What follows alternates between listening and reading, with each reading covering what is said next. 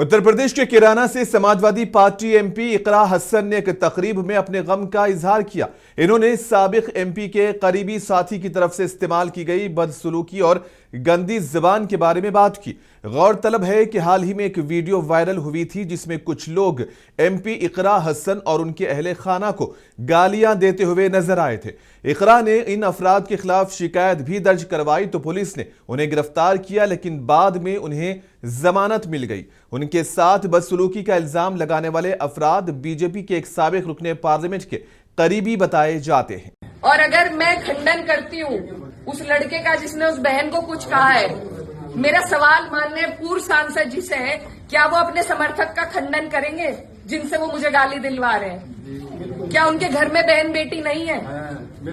मेरा सवाल सीधा सिर्फ उनसे है कि उनका अत्यंत नजदीकी समर्थक, पहले मुझे मुल्ली कहा गया, मुझे आतंकवादी कहा गया, मेरे बाप तक को गाली दी गई, मेरे भाई को कहा गया। जो लोग ये पूछते हैं कि मेवात वालों को माफ कर दिया था और उसे क्यों नहीं माफ किया, उन्हें मैं ये बताना चाहती हूँ कि ये पहली घटना नहीं है, ये पहली नहीं है घटना।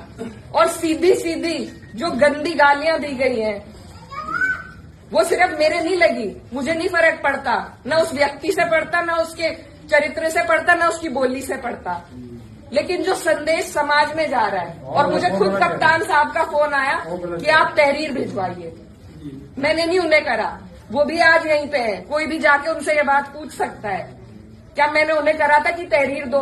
कप्तान साहब ने खुद मंगवाई। और ऐसे लोगों के खिलाफ कार्रवाई होनी चाहिए।